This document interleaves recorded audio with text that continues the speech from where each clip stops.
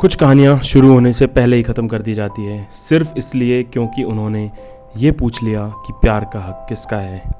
इस कहानी में कोई हीरो नहीं है, बस दो नाम हैं और एक फ़ैसला जिसकी कीमत खून से चुकाई गई। उनके लिए प्यार एक बगावत नहीं था, लेकिन समाज के लिए वो जुर्म बन गया। जब जात प्यार से ऊपर हो जाए और खुशियों पर समाज का पहरा बैठ जाए, तो फैसला अदालत में नहीं, घर की चार दीवारी में लिखा जाता है।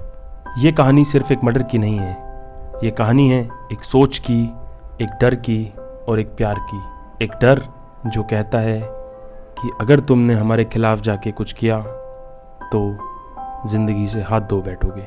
ये कहानी है प्रणय और अमृता की, जहाँ प्यार की कीमत जान से चुकाई गई। तेलंगाना का नालगोंडा जिला, साल 2011। नालगोंडा जिले के एक टाउन मिर्यालगुड़ा में सिचुएटेड काकटीय कॉन्सेप्ट स्कूल में पढ़ने वाले दो स्टूडेंट्स, प्रणय और अमृता। जहां प्रणय 9th क्लास में था, वहीं अमृता 8th क्लास में पढ़ती थी। एक ही स्कूल, रोजाना की हल्की फुल्की बातचीत और क्लास के बाहर की मुस्कान, और फिर धीरे धीरे एक दूसरे की ज़िंदगी में ज़रूरत बन जाना। शुरुआत में ये बस दोस्ती थी, कोई वादा नहीं, कोई डर नहीं। लेकिन जैसे जैसे वक्त बीतता गया, दोनों को एहसास हुआ कि ये रिश्ता सिर्फ दोस्ती तक सीमित नहीं है। और यहीं से शुरू होती है एक सच्ची प्रेम कहानी, जो सिर्फ मोहब्बत नहीं, हिम्मत, टकराव और सच्ची दास्तां बन जाती है। प्रणय और अमृता एक ही स्कूल में साथ थे। धीरे धीरे कब उनका दोस्ताना व्यवहार प्यार में बदल गया, उन्हें पता ही नहीं चला। प्रणय 24 साल का एक मिडिल क्लास फैमिली का फोकस्ड और डिसिप्लिन लड़का था, जिसके पापा मिर्यालगुदा की LIC ब्रांच में काम करते थे, और अमृता वर्षिनी मिर्यालगुदा के रियल एस्टेट कारोबारी टी मारुति राव की बेटी थी, जो कि एक धन बल से संपन्न परिवार था। अमृता के पिता के लिए धन, संपत्ति, सम्मान और इज्जत सबसे ऊपर था। स्कूल में पढ़ने के दौरान दोनों की नज़दीकियों की खबर अमृता के पिता टी मारुति राव को लग गई थी। अमृता के पिता ने प्रणय और अमृता के रिश्ते को तोड़ने के लिए अमृता की पढ़ाई बीच में छुड़वा दी और प्रणय को वार्निंग दी कि वो उनकी बेटी से दूर रहे तो अच्छा होगा। उसके बाद भी उन दोनों की अक्सर आपस में बातचीत होती थी। स्कूलिंग पूरी होने के बाद अमृता का एडमिशन हैदराबाद के BVRIT इंजीनियरिंग कॉलेज में करवा दिया। प्रणय और अमृता आपस में बाहर मिलते थे, लेकिन ये बात अमृता के पिता टी मारुति राव को पता चल जाती है और वो वापस अमृता को मिर्यालगुड़ा बुला लेते हैं। वापस आने के 2-3 महीने अमृता मिर्यालगुड़ा में ही घर पर रहती है, लेकिन कुछ समय बाद प्रणय और अमृता एक मूवी थिएटर में मूवी देखने का प्लान बनाते हैं। इसकी खबर टी मारुति राव को उनके बिछाए गए सोर्स के माध्यम से पता चलती है। वहीं जब अमृता घर पर लौटती है तो टी मारुति राव अमृता की बहुत बेरहमी से पिटाई करते हैं। इन सब घटनाओं के होते हुए प्रणय और अमृता के लिए जीवन जीना बहुत मुश्किल हो रहा था। कोर्ट के जजमेंट के अनुसार टी मारुति राव, जो अमृता के पिता थे, और अमृता के अंकल श्रवण कुमार ने प्रणय के पिताजी और प्रणय को वार्निंग दी कि इसका अंजाम अच्छा नहीं होने वाला। पर क्या दो लोगों का इस तरह घर वालों से छिपकर मिलना और एक दूसरे के लिए फीलिंग्स रखना किसी की इतने क्रूर और निर्मम तरीके से हत्या करने का कारण बन सकता है? अमृता और प्रणय एक दूसरे को पाने के लिए किसी भी हद तक जाने के लिए तैयार थे, और वो ऐसे घुट घुट कर जीने से परेशान हो चुके थे। ये सब 7-8 सालों तक चलता रहा। तारीख 30 जनवरी 2018। प्रणय और अमृता ने जीवन का फैसला ले लिया था। प्रणय ने अमृता को घर से बुलाया और दोनों ने हैदराबाद के आर्य समाज मंदिर में शादी कर ली। चूंकि दोनों ही व्यस्त थे तो शादी कानूनी तौर पर मान्य थी। और उधर मारुति राव ने बेटी की झूठी kidnapping report Miryalaguda first police station में करवा दी। पुलिस ने दोनों को पकड़ा, लेकिन अमृता ने पुलिस के सामने बयान दिया कि उन्होंने अपनी मर्जी से शादी की है। एज पर लॉ पुलिस ने अमृता और प्रणय को प्रणय के घर पर भेज दिया, और यहीं से शुरू होता है बदला। मारुति राव के लिए ये सिर्फ शादी नहीं थी, उसके अनुसार ये थी समाज के बीच में उसकी बेइज्जती, जो वो 2 अडल्ट्स के सेल्फ डिसीजन के बीच में ढूंढ रहा था। मारुति राव ने अपने घर के सदस्यों को प्रणय के घर भेजा और प्रणय पर दबाव बनाया गया कि वो अमृता को वापस घर पर भेज दे, और यहाँ तक कि प्रणय को 3 करोड़ रुपए ऑफर किए गए कि वो उनकी बेटी से दूर हो जाए। मगर कहते हैं ना, कुछ चीज़ें बेशकीमती होती है, और ऐसा ही प्रणय और अमृता की नज़रों में उनका प्यार था। प्रणय अपने फैसले पर टस से मस नहीं हुआ और अमृता के खातिर उसने सब ठुकरा दिया। तारीख 17 अगस्त 2018। आर्य समाज मंदिर में शादी करने के लगभग 6 महीने बाद प्रणय और अमृता ने मिर्यालगुड़ा के TNR गार्डन में रिसेप्शन पार्टी दी। पार्टी में उनके जानने वाले सगे संबंधी और रिश्तेदार शामिल हुए। ये सिर्फ एक पार्टी नहीं थी, ये एक पब्लिक अनाउंसमेंट थी कि दोनों साथ हैं और बिना डरे। रिसेप्शन के बाद अमृता के पापा और उसकी फैमिली का गुस्सा 7वें आसमान पर पहुंच चुका था। उन्होंने अपने परिवार के लोगों और एल्डर्स के थ्रू प्रणय और अमृता पर फिर से प्रेशर बनाना शुरू किया। समझौता करने को कहा गया।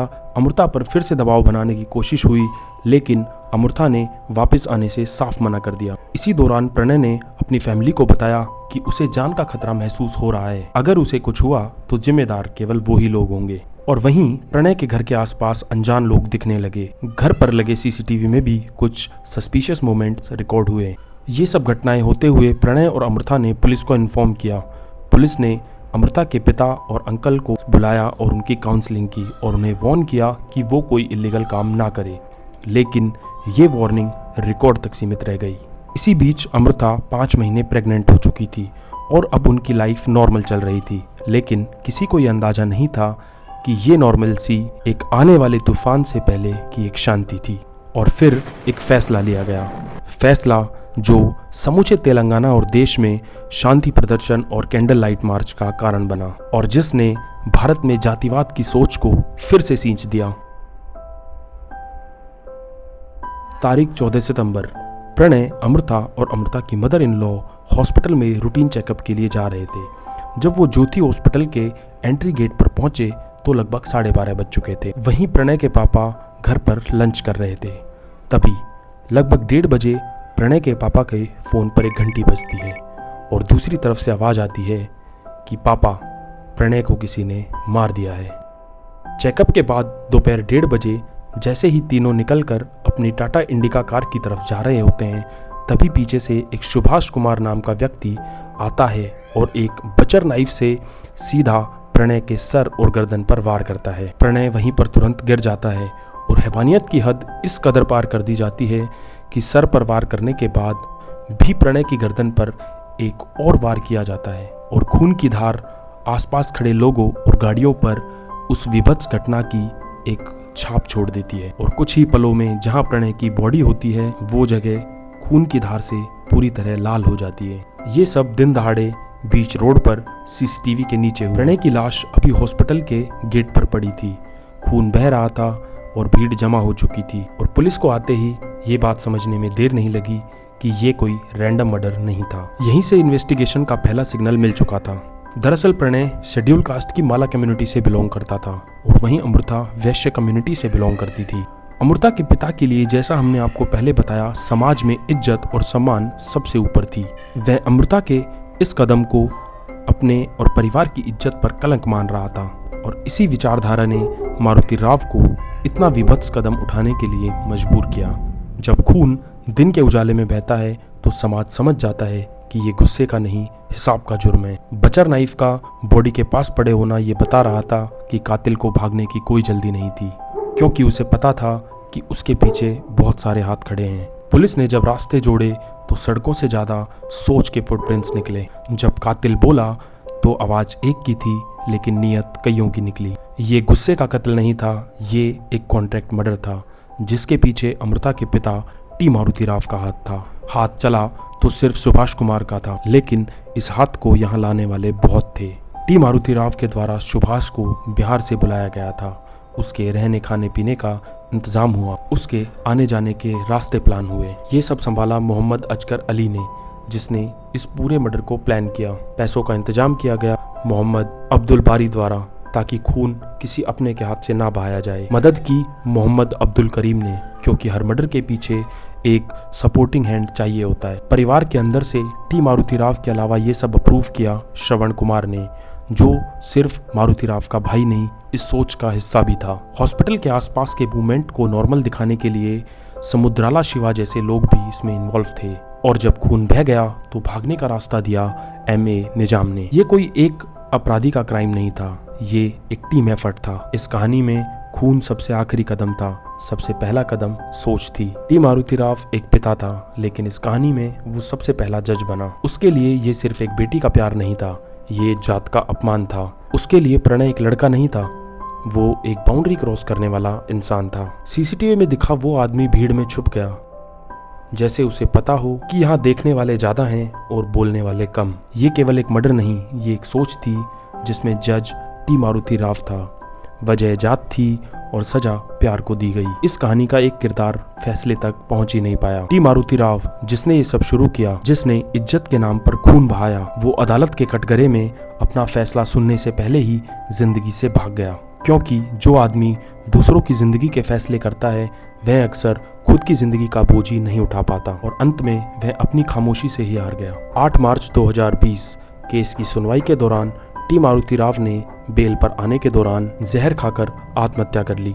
क्योंकि इस देश में जुर्म का फैसला कानून करता है, लेकिन ज़मीर का फैसला कभी कभी रात को होता है, बंद कमरे में अकेले। सालों की सुनवाई, 523 पन्नों की सच्चाई, 78 गवाहों और सैकड़ों सबूतों के बाद अदालत ने माना ये कोई अचानक हुआ अपराध नहीं था, ये योजनाबद्ध सोच समझकर की गई हत्या थी। कोर्ट ने सुभाष कुमार शर्मा, जिसने दिन दहाड़े प्रणय की हत्या की, को सबसे सख्त फैसला सुनाया। कोर्ट ने इस केस को rarest of the rare category में माना और सुभाष कुमार शर्मा को फांसी की सजा सुनाई गई। फांसी गर्दन तक, आखिरी सांस तक, क्योंकि जिसने जान ली उसके लिए समाज में दोबारा सांस लेने की जगह नहीं बचनी चाहिए। वहीं बाकी आरोपियों अजगर अली, अब्दुल करीम, अब्दुल बरी, श्रवण कुमार, समुद्राला शिवा, एम ए निजाम को उम्र कैद की सजा सुनाई गई, क्योंकि जिसने साजिश रची वो भी उतना ही दोषी है जितना चाकू चलाने वाला। प्रणय की कहानी कोर्ट के फैसले पर खत्म हो जाती है। कोर्ट ने कहा ये मर्डर है, समाज ने कहा मजबूरी, कानून ने कातिल को सजा दी, लेकिन